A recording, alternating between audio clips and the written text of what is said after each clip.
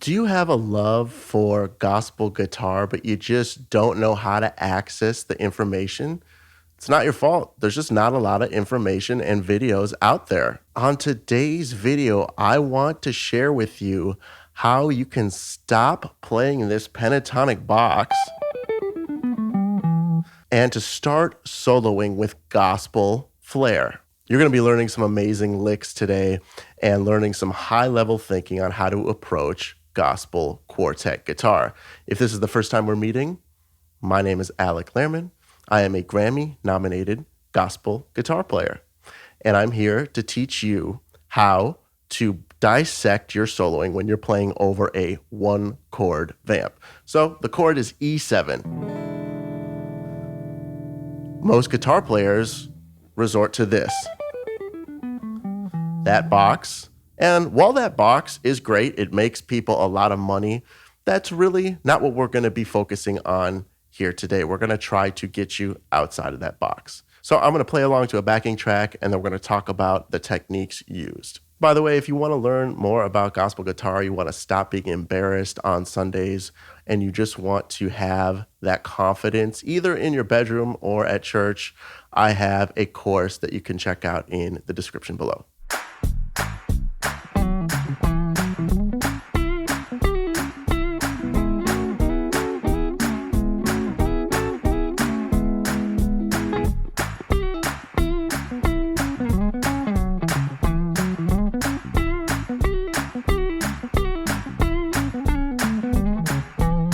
So the first concept you need to understand is that we're not just playing this pentatonic scale, right? We're playing a sliding pentatonic scale, and actually we're adding one note, but I'll show you that in a bit.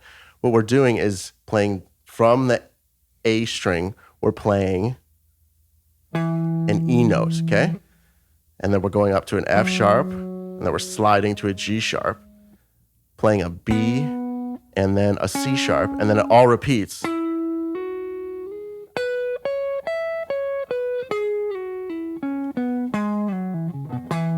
Now, the magic happens when we add this note, the G note. So it sounds like this.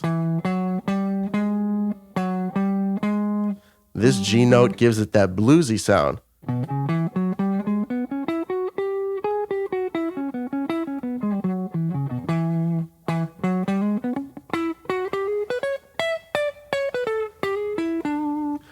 So that lick that you're going to want to play sounds like this, which is G, F sharp, E, C sharp, B.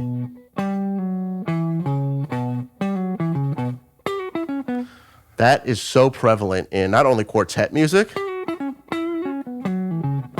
but also praise breaks.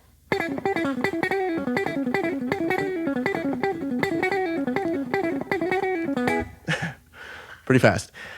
And we could talk about praise breaks in a bit. But for today's sake, we're going to just be focusing on that nice, slow trotting gospel quartet. Now, you probably heard me play this really, really cool chordal figure, and it sounds really wild. And I'm sure that you're like, oh my gosh, it sounds really complicated. How is he doing that? It's actually really, really simple. It's just 4 chords, which is an E major first inversion. So starting on the A string, the 5th string, we are playing a G sharp, B, and an E, and then playing an A, C sharp, and F sharp. So that's like an E major first inversion and an F sharp minor first inversion. And then we're playing an E second inversion, which is B, E, G sharp, and then F sharp second inversion, which is C sharp, F sharp, A. So what we're doing is going up and down. But if you just do that, it's going to sound weak. What you got to do is slide into the chords from a half step. And I'm doing it really exaggerated so you can hear it.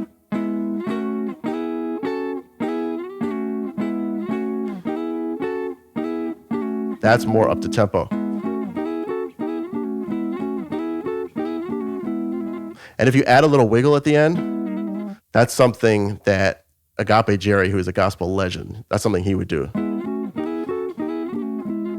And once you can combine those two, you're already off to a great start to solo over a gospel quartet groove. Now, I realize this is not exhaustive, but what this will help you do is to start to get your feet wet and start actually speaking the proper language rather than just playing the normal blues licks that you are familiar with. And don't get me wrong, like I said earlier, the blues licks are awesome and they're great, but they aren't going to get you that authentic gospel sound. Now, if you want to learn even more about gospel quartet, you're going to want to check out this video.